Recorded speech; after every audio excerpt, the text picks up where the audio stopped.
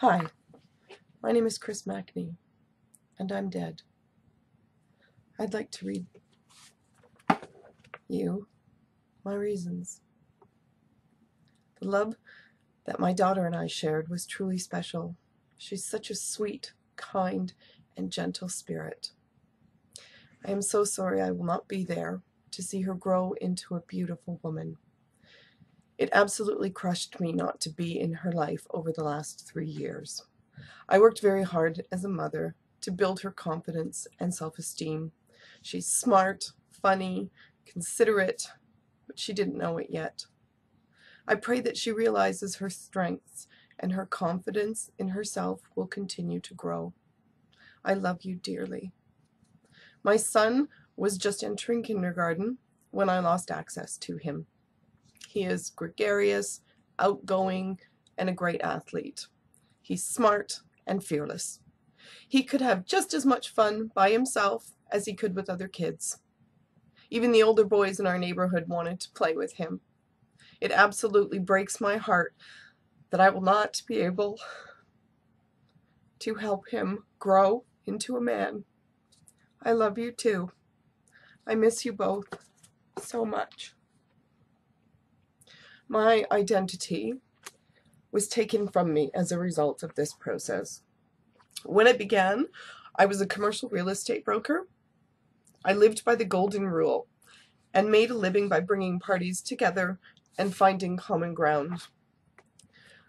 My reputation as a broker was built on my honesty and integrity.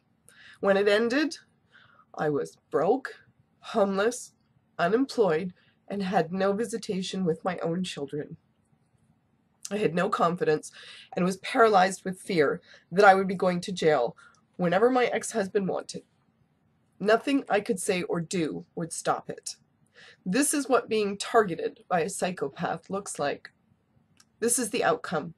I didn't somehow change into a high conflict person or lose my ability to steer clear of the law. I've never been arrested, depressed, homeless, or suicidal before this process.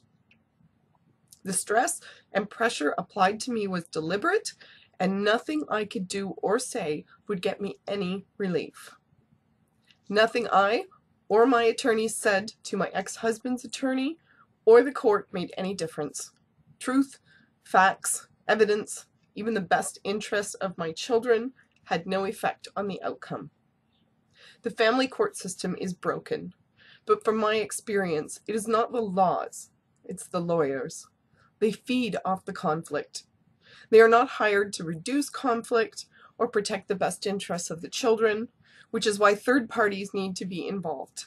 It should be mandatory for children to have a guardian ad litem with extensive training in abuse and aggression.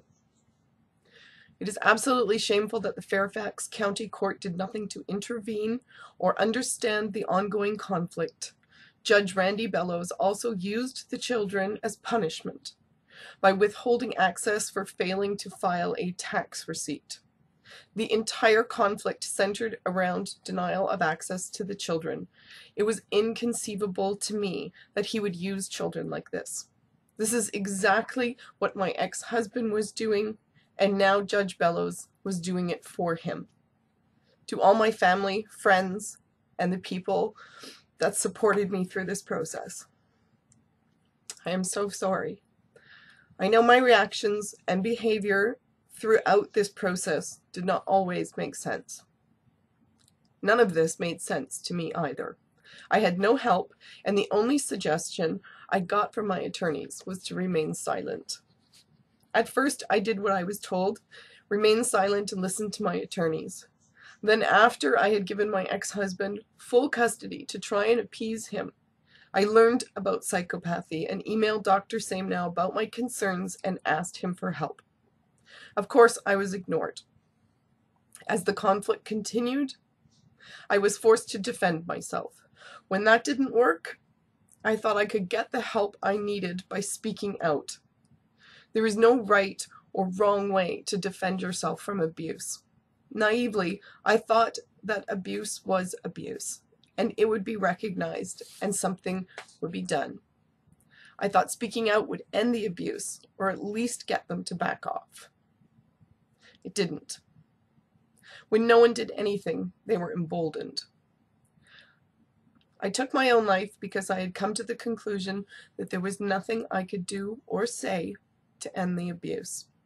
Every time I got up off my knees, I would get knocked back down again.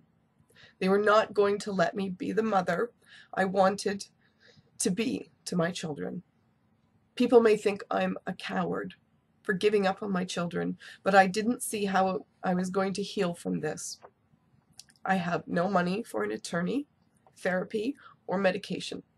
I have lost 4 jobs because of this process. I was going to be at their mercy for the rest of my life, and they had shown me none.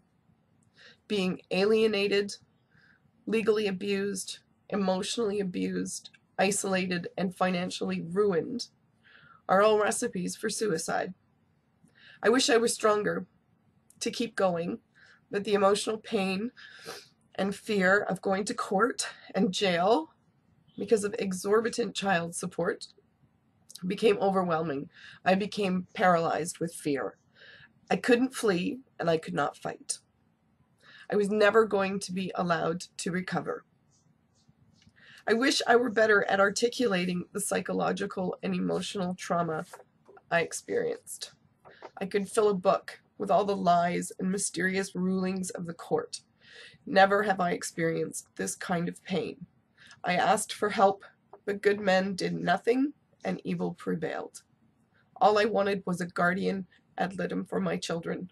Any third party would have been easily able to confirm or refute all my allegations, which is why none was ever appointed to protect the children or reduce the conflict. Abuse is about power and control. Stand up for the abused and speak out. If someone speaks out about abuse, believe them. Please teach my children empathy and about emotional invalidation and gaslighting, or they may end up just like me. God have mercy on my soul.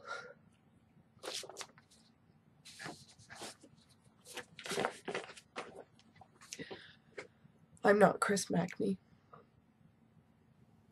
Chris Mackney is dead. Does it matter?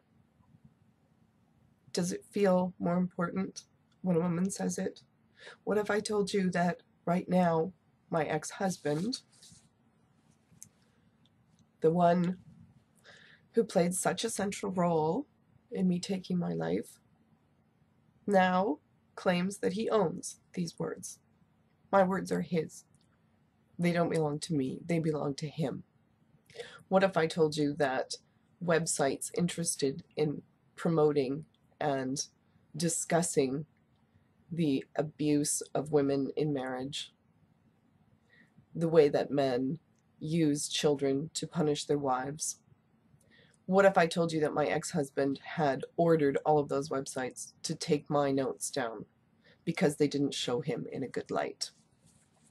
That is what Chris Mackney's wife is doing.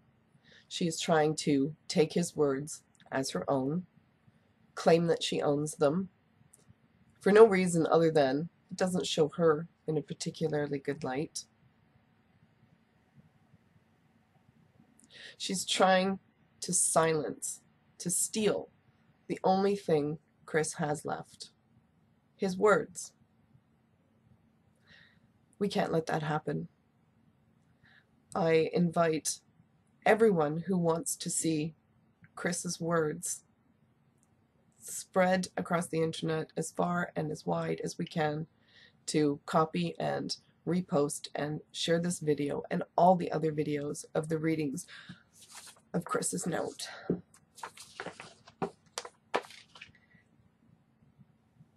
If you would care that this happened to a woman, then you should care that it happened to Chris. It shouldn't happen to anyone, ever.